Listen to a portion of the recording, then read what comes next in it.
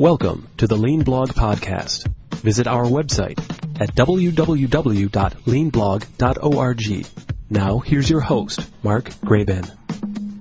Hi, this is Mark Graban. This is episode number 99 of the Lean Blog Podcast for October 4th, 2010.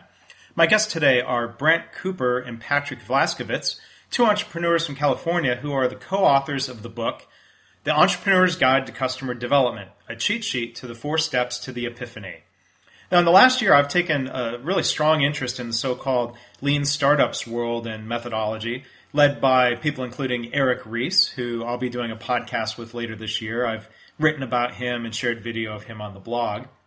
And Steve Blank, the author of the 2005 book, The 4 Steps to the Epiphany. So that is the book that Brent and Patrick have written a shorter cheat sheet book about, and we'll be talking with them today. I hope this will be of interest to those of you both in traditional big companies or working in healthcare, in addition to people from the startup world. I worked for a software and consulting startup from 2001 to 2004, and I found that, to me at least, the Lean Startups material is a great way to think back through those old experiences and to think about my work in healthcare today in terms of developing new processes, being customer-focused, following the scientific method. I think there's some really interesting stuff here. So you can find the blog post about this episode with links to both Brent and Patrick and other material at leanblog.org/99. So as always, I want to thank you for listening.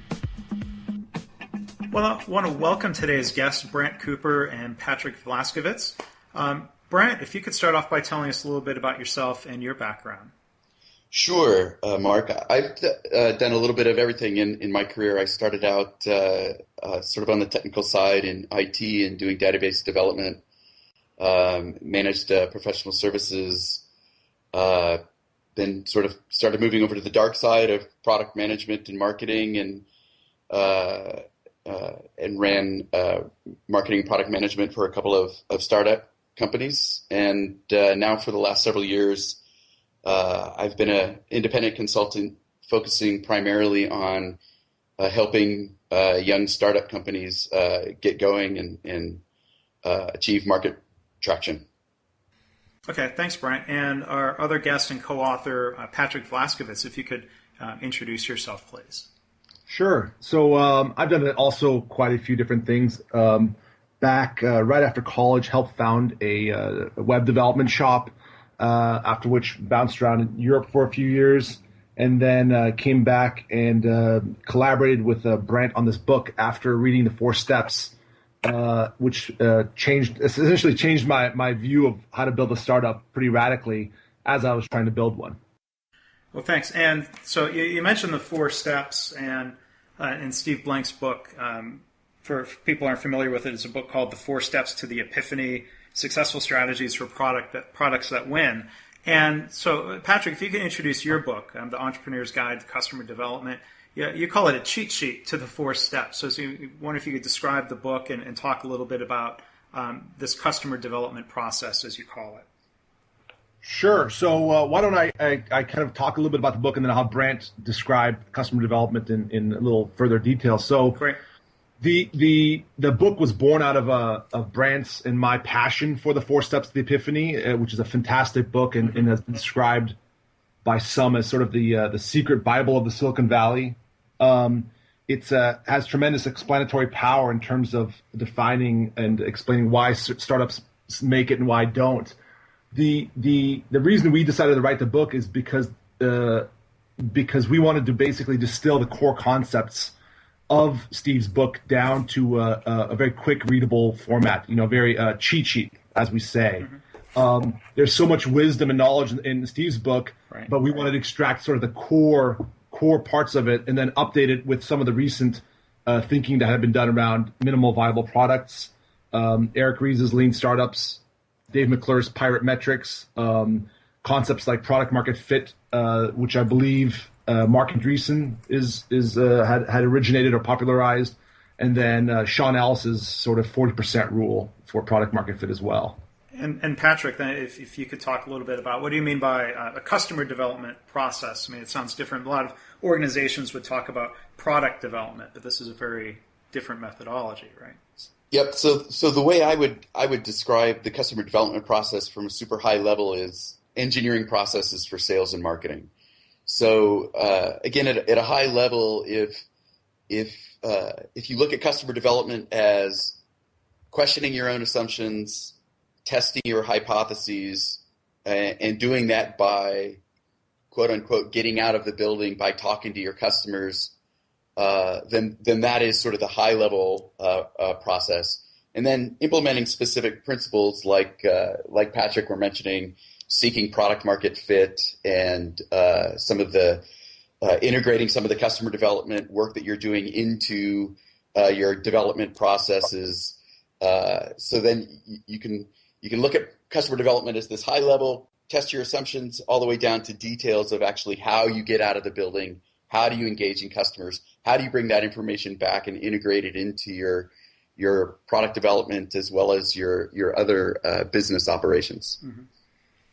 And so you talk about this idea of a process for sales and marketing. When you say it's sort of a traditional view that people would think, well, wait, sales and marketing, that's creative, that's not a repeatable process. I mean, do people cringe or sort of push back at this notion of actually having, or as you said, engineering a process for doing that? Well, I found it tends to depend on where the individual is coming from. I think it appeals to technical people. So in the past or traditionally, technical people sort of want to throw their hands up in the air and say, "Listen, marketing, sales, that's for somebody else to do." It's sort of this fluffy stuff. I don't get it, and I think that leads to potential problems, especially when you're actually bringing that product to market. Because hey, maybe nobody wants the product because that interaction with the potential market didn't happen. So having a rigorous process that technical people can follow, that allows them to test their market and business model hypotheses during product development appeals to the technical people, and they find it to be a very powerful concept. So I find a lot of my clients are from that side of the house. Mm-hmm. It's definitely a harder sale, in my opinion, to sort of traditional sales and marketing people. But I also think that as marketing analytics has become popular, what we find is that there are a lot of sales and marketing people that also are drawn to or forced to look at return on investment, and so for their marketing activities or for their selling activities. And so if that's the case, then having these processes is a means of doing that.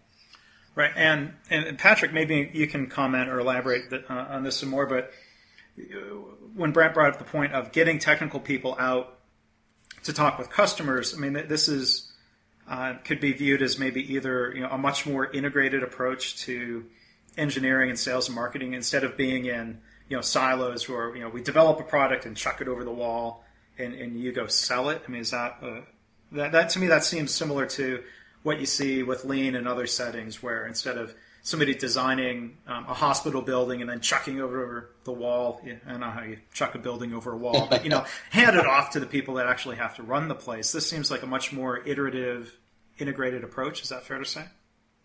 Without a doubt, absolutely. And talking Steve Blank and Brant and I, we sat down to talk about this, and I think Steve even said the most important thing that someone can take out of customer development, if they take nothing else away, is to get out of the building. And I couldn't agree more. Where right. Where it's you got to, as there's an entrepreneur named Dan Martell, he talks about, he goes, you have to get your customers' reality, and what that means is, at the end of the day, you are not your customer. You have different problems. You view the world differently. You have different limits, budgets, and like you said, so much sort of hitherto has been, okay, I'm going to design something very cool, what I think the customer needs. I'm going to chuck it over the wall, and he should just use it, right? And then getting out of the building really sort of obviates that intentionally, and forces you to kind of recognize the realities of the customer, and how they're solving their problems and the things they do. And I know when I did this, I had major epiphanies when I realized that my customers weren't rational, and they knew they weren't being rational. For example, pricing decisions, and they would explain to me that they would actually rather pay more for my product than if they could have if it could be a monthly sort of a cost versus a one-time spike that may have been actually may have cost them less. And for me, maybe I was a complete naive, but for me that was a major epiphany when I realized my customers, even though they're not being rational, but there are limits and there's reasons why they are perhaps not being rational. And you can only have those sorts of epiphanies about your product and about the problem and about the solution if you're getting out of the building. And I strongly believe that. Well, and that to me sounds an awful lot like the lean principle of going to the Gemba, and not just in a manufacturing setting. Toyota famously, when they went through a redesign of their minivan, had the chief engineer from Japan come and rent minivans of different makes and models and literally drove them coast to coast across the U.S. and Canada, to put himself, as you were saying, he is not the customer, but he was trying to at least live a day in the life of the customer. And so maybe the question to Brent, one of the things that jumped out to me in Steve's book is this idea of, before you go to customers and start throwing product ideas at them, that you really have to understand what a day is like for your customer. So can you talk about some of that early customer understanding process that's sort of different here?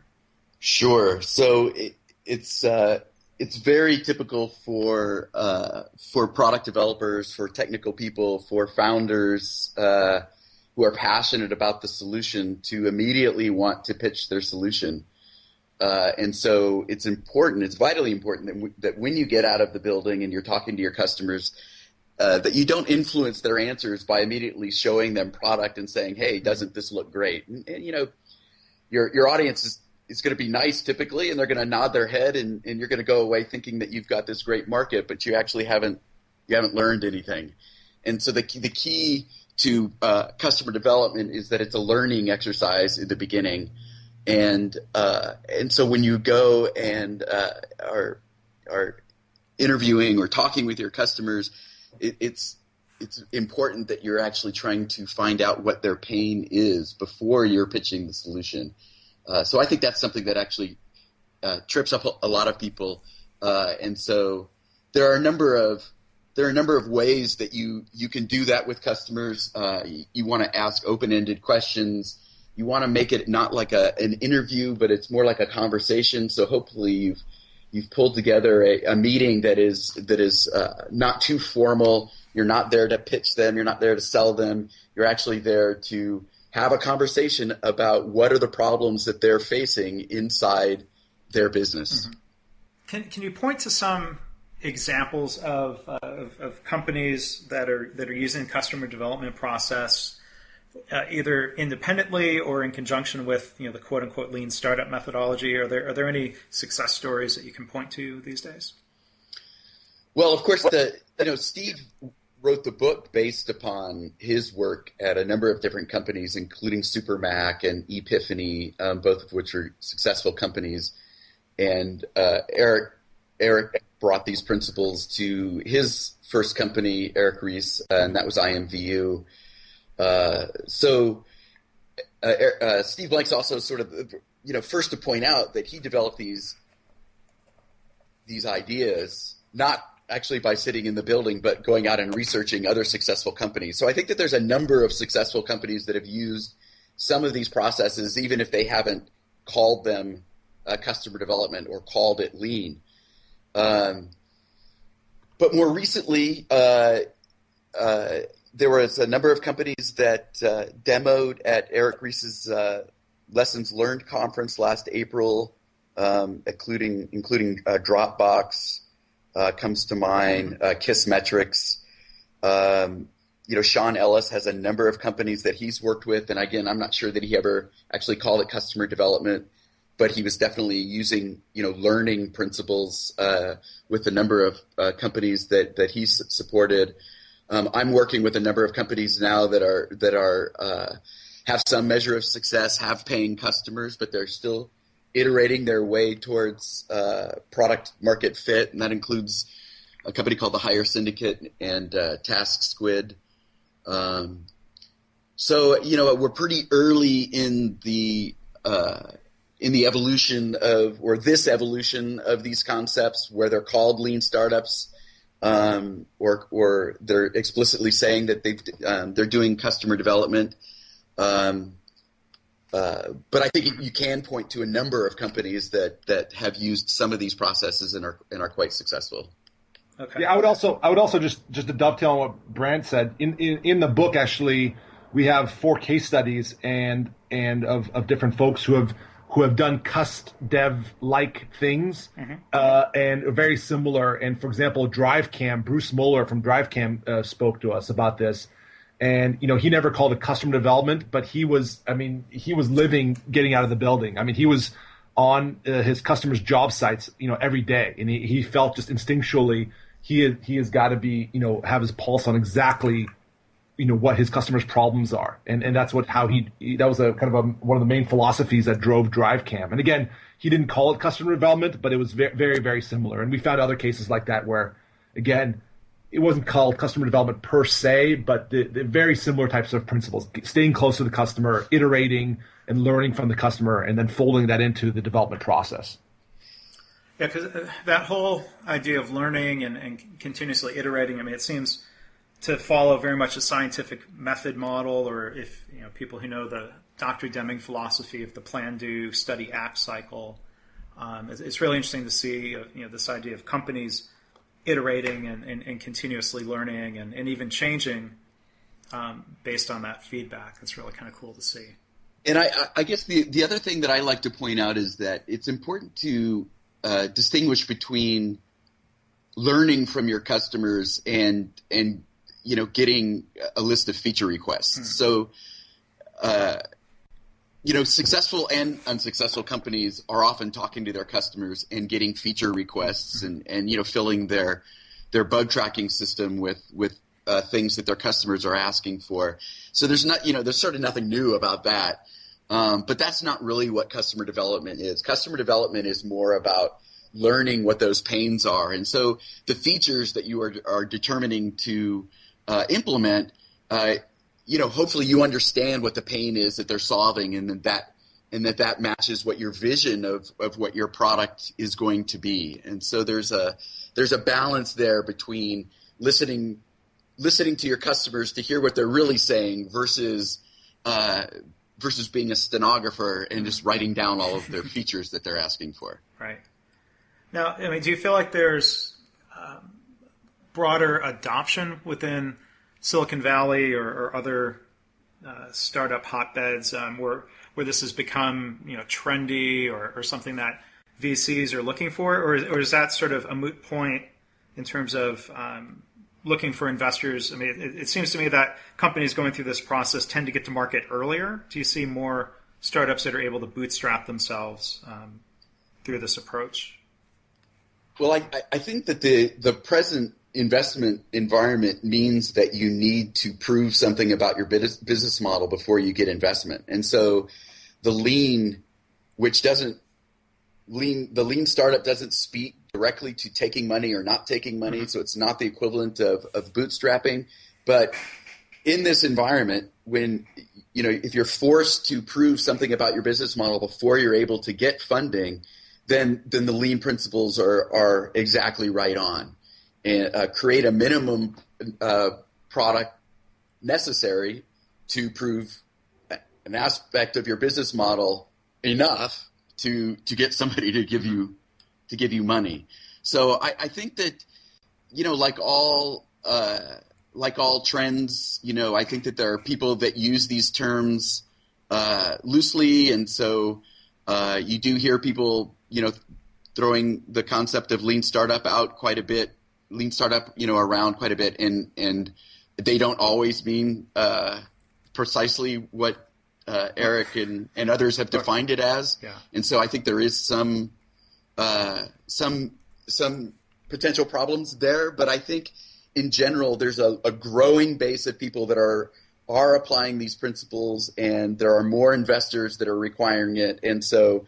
We're still at the early stages, but I think that this is the plan going forward. Yeah, and something you said that resonated with me, because the same thing happens with lean in healthcare and other settings. Sometimes people throw the term around loosely, just to describe something that may or not match up with kind kind of the core definitions of lean. So right. I understand there might be some frustration there, but maybe a final question here. A lot of the talk is focused around new companies, it seems. But do you think there's any hope or application for existing older companies that are looking to apply this to a new product or service line within an existing company? Is there any hope that they could make use of this model? Absolutely, and in fact, I wouldn't even say it's hope. I think the people are already doing this.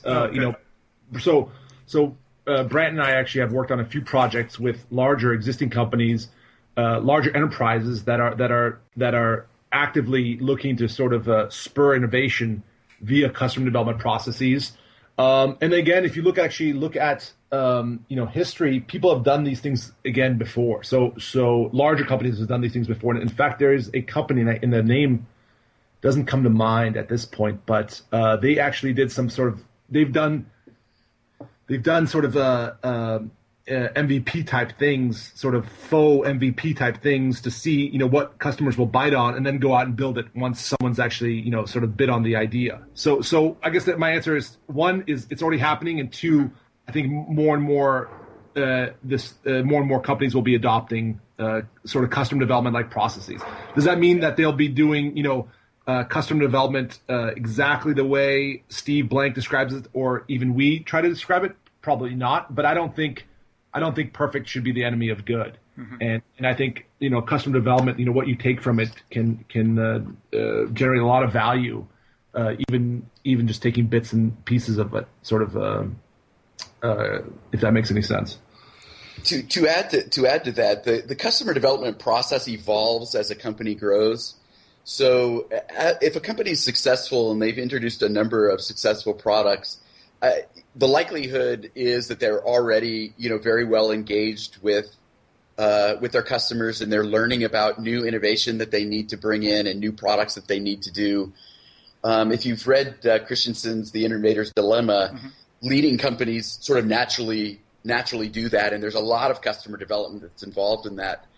The trick always is the company that needs to either compete against disruptive technology, or maybe their revenues are lagging and they feel like they need to go in a radically new direction.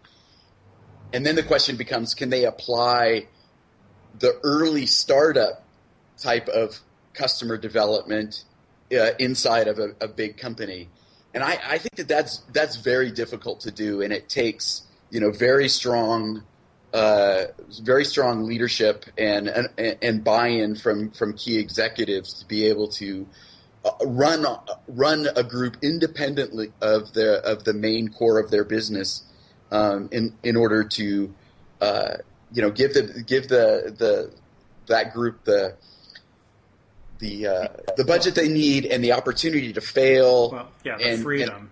Right. So very, very difficult, but certainly doable. And there are leading companies that are definitely doing exactly that. Okay. And this is really interesting stuff. But in the interest of time, I guess I need to ask kind of a final last question. You use the acronym MVP a couple times, and if there's folks that are listening who don't really know that, stands for minimal viable product. And I was wondering if you could, if one of you could talk about what that term means, and tie it in again to how does customer development process tie into the lean startups methodology. Okay, so the minimum viable product is in Patrick's and my nomenclature. We talk about the minimum viable product being the minimum functionality necessary for you to achieve a measurable objective by your customer paying something.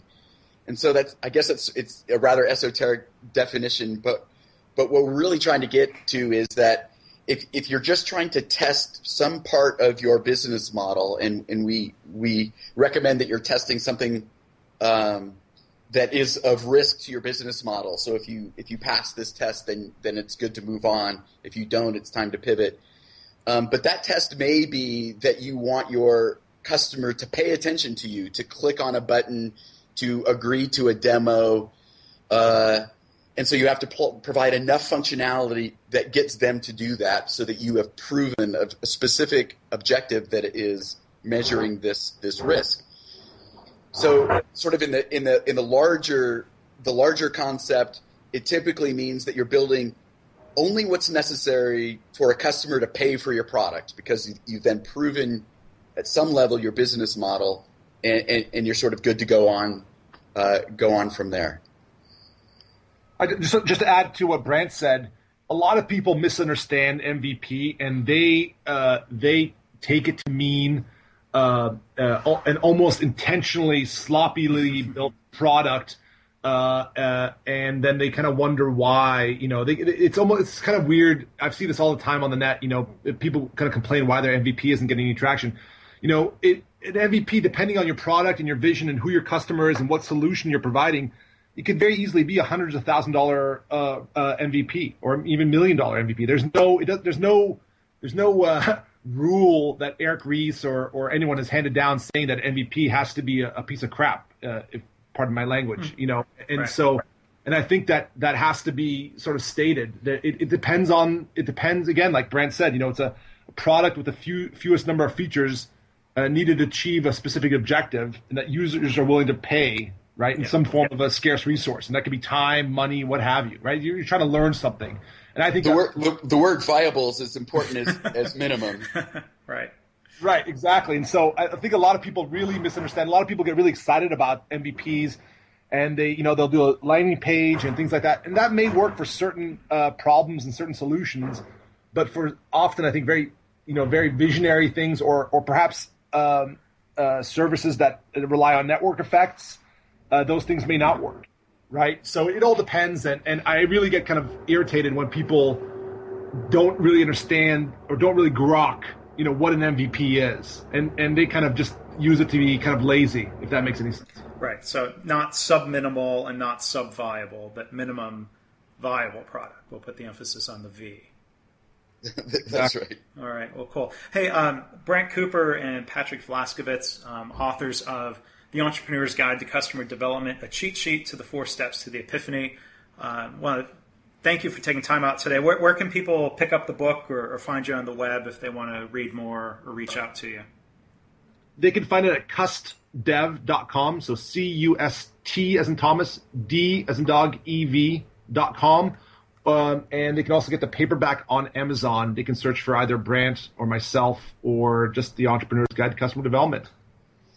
And Patrick blogs at Vlaskovitz.com, and I blog at marketbynumbers.com. Well, great. Well, I hope listeners will go and check that out and take a look at the book. And I want to thank you, Brent and Patrick, for taking time to talk today. Really interesting stuff. Mark, thank you. Thank you, Mark. Thanks for listening. This has been the Lean Blog Podcast. For Lean news and commentary updated daily, visit www.leanblog.org. If you have any questions or comments about this podcast, email Mark at leanpodcast@gmail.com.